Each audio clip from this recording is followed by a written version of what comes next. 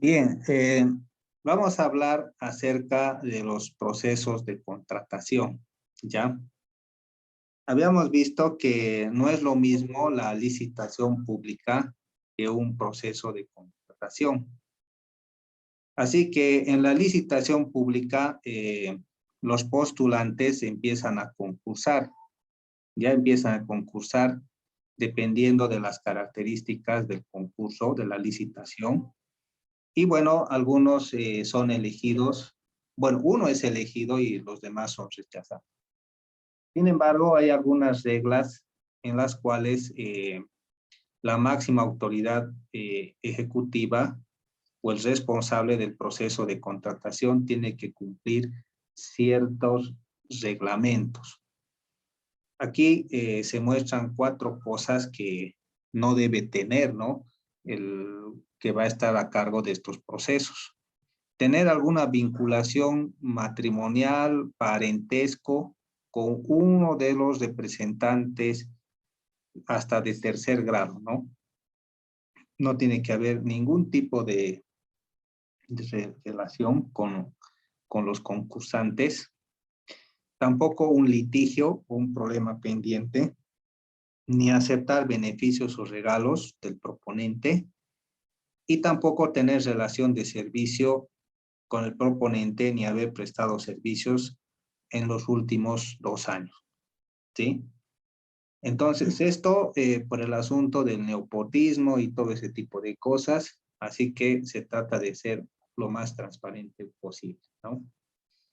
Hablando acerca de la comisión de calificación, una vez que las propuestas son recibidas, existe una comisión que se propone calificar este proceso de contratación, ¿sí? Entonces, aquí hay una idea sobre el rechazo de alguna propuesta durante el proceso de contratación. ¿Cuáles son las causas por las que se puede rechazar? La incompatibilidad para contratar. O sea que los que se están presentando no deberían tener algún trabajo o ser servidores públicos o del Estado, ni siquiera algún cargo ejecutivo, hasta el tercer nivel jerárquico, ¿no? O sea que eso es importante, ¿no? Que se tome en cuenta. También los representantes legales, los socios o accionistas que están formando parte de la propuesta, tengan alguna vinculación o parentesco con los servidores públicos de la entidad contratante, ni siquiera con la autoridad responsable del proceso de contratación, ¿no? Tampoco pueden ser contratados servidores públicos que no se hayan retirado de la entidad por lo menos 1 año atrás. Eso quiere decir de que, por ejemplo, si alguien es director de obra en el municipio de Tiquipaya, por decir, no puede presentarse a un proceso de contratación en el municipio de Sacaba, por decir, ¿no? Es ilegal, ¿no? Tendría que haber dejado las funciones municipales por lo menos 1 año, ¿sí? También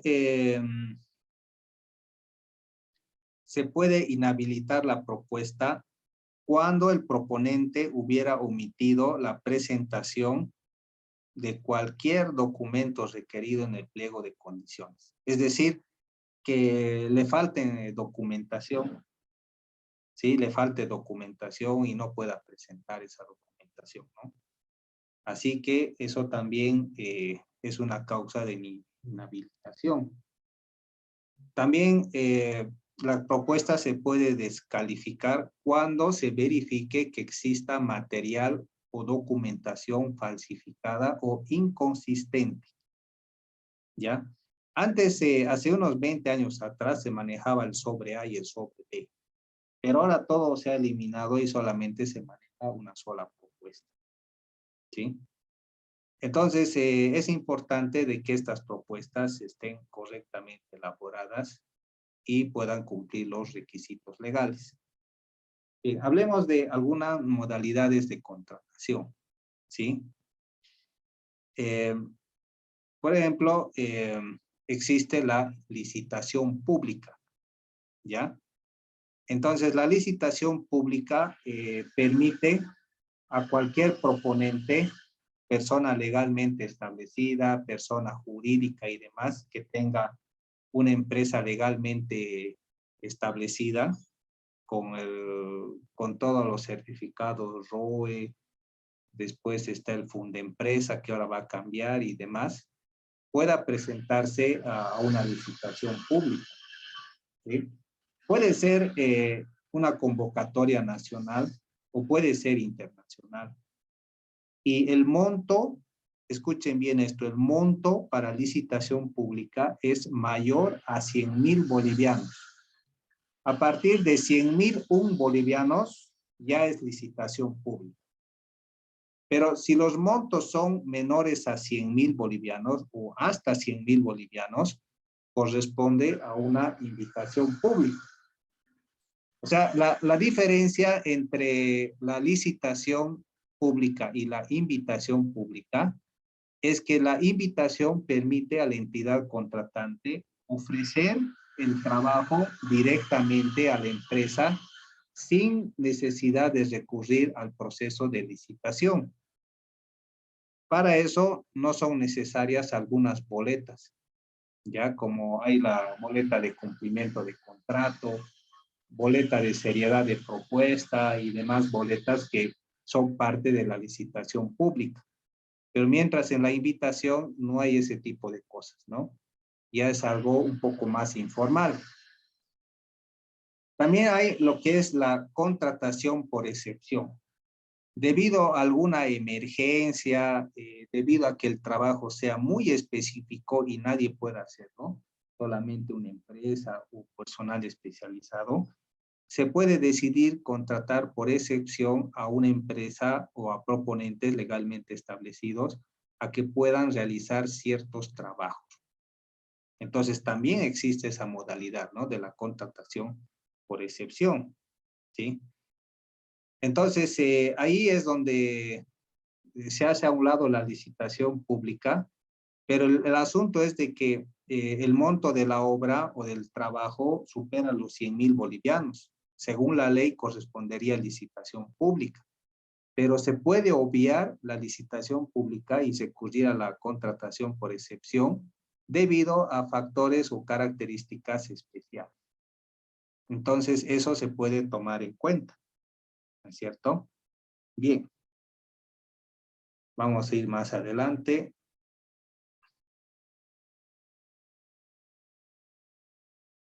Hay también los servicios de consultoría.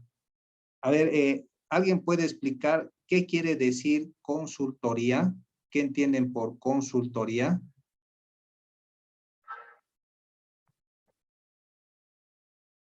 ¿Qué es consultoría?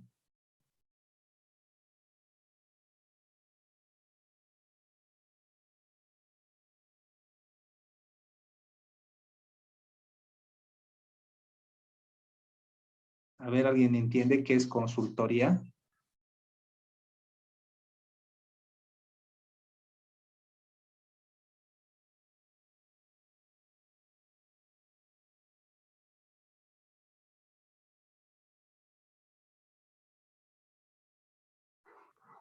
A ver, ¿qué es consultoría?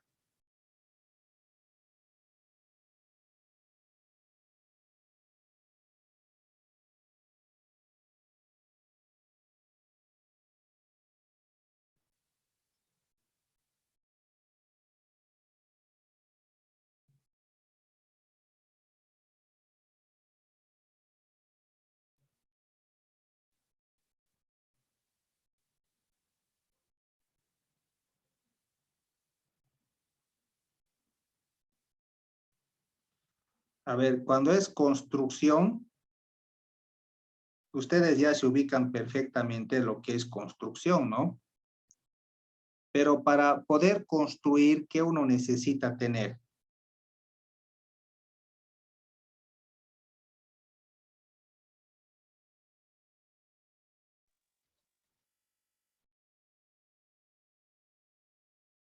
¿Qué se necesita tener para poder construir?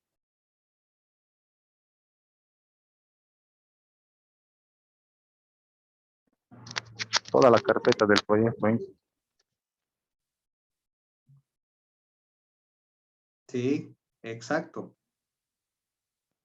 Necesitamos tener la carpeta del proyecto, ¿no?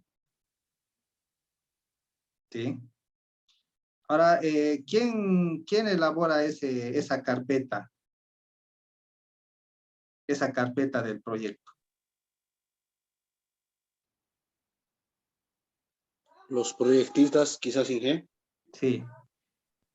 Ese trabajo de hacer ese proyecto lo hace el consultor.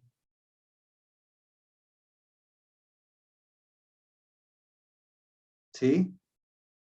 El consultor. Entonces, el trabajo de consultoría se refiere a la elaboración de un proyecto. Ya, ese es el trabajo de consultoría, elaboración de un proyecto. Lo que ustedes han hecho en estructuras metálicas, hormigón armado, no sé, en estructuras de madera, o bueno, por las materias que los he conocido, yo les he hecho elaborar un proyecto. Han empezado con la parte de ubicación, han empezado por la parte de los datos técnicos, la hipótesis de carga, el cargado estructural, los resultados del programa estructural, el cálculo, la memoria de cálculo y al final los planos, ¿no es cierto? Entonces, todo ese proceso se llama un trabajo de consultoría, de diseño, no de construcción, sino diseño. Entonces, también las entidades contratantes pueden solicitar a empresas o a proponentes legalmente establecidos a realizar estos trabajos de consultoría. ¿Sí? Entonces, eso se refiere al cálculo. Puede ser de agua potable, alcantarillado, estructuras, lo que corresponda. ¿Sí? Así que para eso también hay un proceso similar de concurso de propuestas donde los legalmente establecidos pueden concursar para ver quién es el que hace este trabajo de consultor, ¿sí? Eso también hay un concurso, ¿sí? De propuestas. Es un poco diferente, ¿no? Un poco diferente al asunto de la presentación de propuestas para la construcción, pero tiene básicamente la misma idea, ¿sí? La misma idea. Uno, se tiene que considerar la experiencia relevante del proponente y del personal clave que está pensando utilizar. Eso significa que tiene que tener su equipo, ¿ya? Hay un equipo de ingenieros, topógrafos, ambientalistas, economistas, auditor, arquitectos o lo que corresponda, ¿ya? Tiene que tener su equipo. No puede simplemente entrar él solo, ¿no? A hacer el trabajo, sino que tiene que entrar con un equipo de personas especialistas, ¿no? En estos trabajos. Y de esa forma puede concursar, ¿no? De acuerdo a lo que está proponiendo, ¿no? Bien. El otro punto tiene que ver con la metodología de trabajo. ¿Cómo va a trabajar? ¿Sí? ¿Cómo va a hacer los diferentes trabajos? También la participación del personal nacional, si es que es extranjero, la calificación académica, tienen que ser profesionales, no simplemente ingenieros, sino que en algunos casos se requieren tener maestrías o hasta quizás doctorados, ¿no? Específicos para cierto trabajo. Y claro, también el precio, ¿no? De la propuesta. Bueno, hay también una modalidad cuando el precio es fijo, ¿ya? Es decir, que se da un precio fijo y se empieza a seleccionar en base a ese precio. ¿ya? Ahí es donde se toma en cuenta el criterio de la calidad. ¿Eso qué se refiere? A la experiencia de la empresa, a la metodología y a la forma de trabajo que va a realizar para poder cumplir con esto. Entonces, quizás no es tan importante quién tenga el precio más bajo, sino la calidad del servicio que puede ofrecer. Hay también selección en base al menor costo. Es decir, el que se baja más, hasta los pantalones, es el que puede ganar, ¿sí? Se escoge hasta el más bajo, ¿no? Bien, hay también consultores individuales donde ya depende a su calidad académica, profesional, también pueden ser elegidos, ¿no? Pero también hay la contratación al menor costo y calidad de servicio al mismo tiempo. Se puede evaluar el costo más bajo y la calidad. Así que también es otra modalidad de trabajo, ¿no? Bien, el proceso de contratación es cuando se sigue un protocolo o un procedimiento de revisión. Revisión de documentación, y ahí es donde el proponente que ha sido adjudicado o elegido tiene que presentar toda la documentación que ha presentado en fotocopias, pero esta vez en original. O sea, demostrando de que la información es verídica. Y por otra parte, se le pide que entregue algunas boletas de garantía bancarias, por ejemplo, la boleta de garantía de seriedad de cumplimiento de contrato, que es del 7%. Y si se ha bajado mucho, hay también la boleta de buena ejecución, que es también del 20%. Entonces, todo ese tipo de boletas tiene que entregar. Si va a solicitar anticipo, entonces la boleta del 20% es la boleta de buena ejecución del anticipo y demás.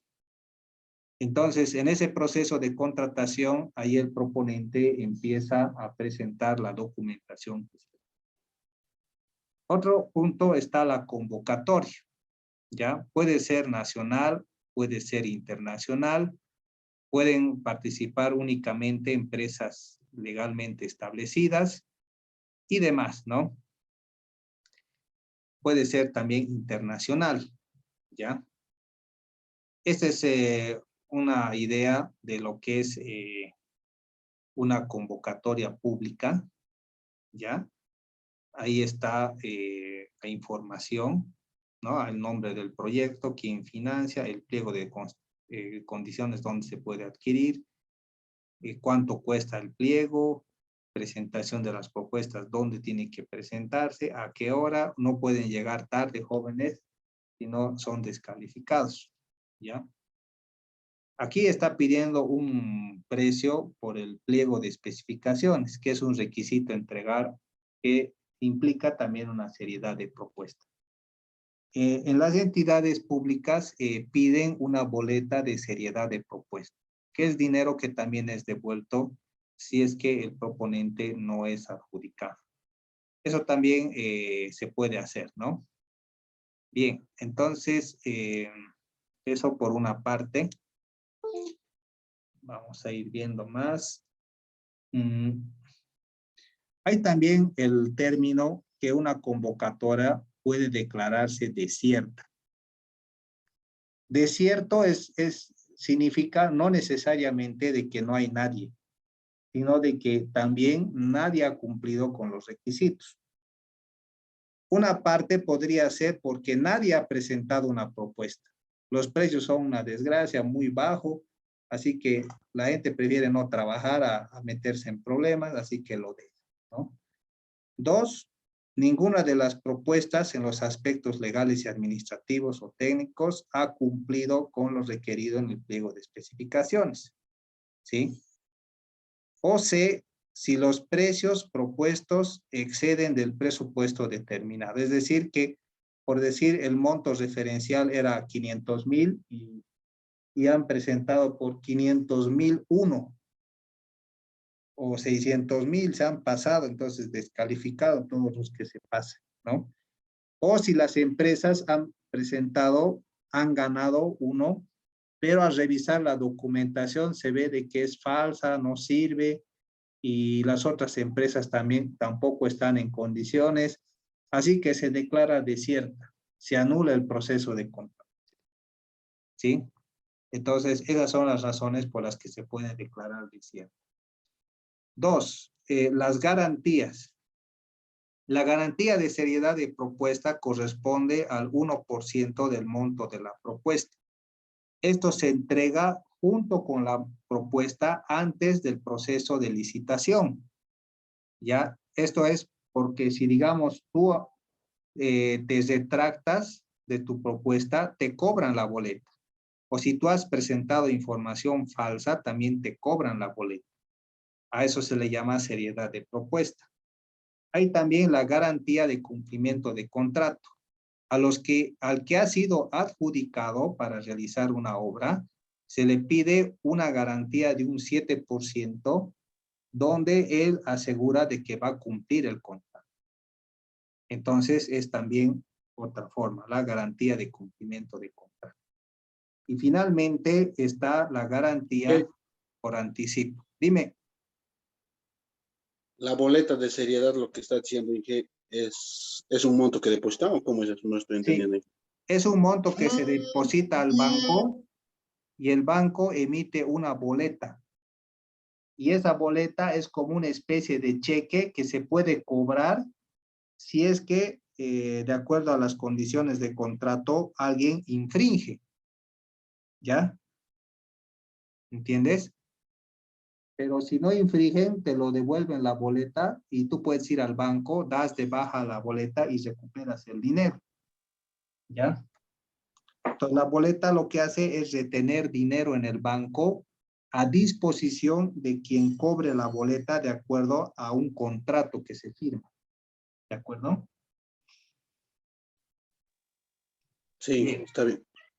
Y la garantía por anticipo, eso es del 20%. ¿Ya? El 20% del monto de contrato, tú das esa boleta y te dan en dinero el anticipo, ¿no? Pero no tiene mucho sentido, ¿no? Porque si tienes el dinero, ¿para qué lo vas a dar? Para que te den una boleta, ¿no? Y vuelvas a pedir. O sea que la mayoría ya no pide anticipo, ¿no? Directamente empieza a trabajar con boletas bancarias. Antes sí valía la pena porque eran pólizas. Las pólizas era cuando el banco te financiaba el dinero, aunque tú no lo tenías, pero te financiaba hipotecando propiedades y cosas parecidas. Pero las pólizas han dejado de funcionar, ¿no? Ahora ya son boletas directamente. Ya es dinero líquido. Antes se entregaba el sobre A y el B. Ahora son una sola propuesta, un original y 2 copias, y tiene que ir directamente a la entidad contratante y nunca debería ser entregado tarde. ¿Ya? Se abre la apertura, es como una sesión pública donde está el responsable del proceso de contratación con una comisión y abren los sobres y empiezan a revisar si las propuestas tienen la documentación requerida y tiene el costo y leen el costo, ¿no? En la sobre B ya no hay, todo es un solo sobre. Después el pliego de condiciones son las especificaciones técnicas de cada ítem y cada detalle propios de la obra. Entonces todo eso implica de que se puede hacer un seguimiento si los trabajos ejecutados están de acuerdo al pliego de condiciones. ¿Ya? Son las instrucciones, ¿no? Que tiene que cumplir el proponente respecto a la obra y la calidad de los trabajos. Bien. Entonces, esto ya no es necesario. También se tiene que hablar del plazo, ¿ya? De la ejecución de la obra. Se tiene que ver la oferta,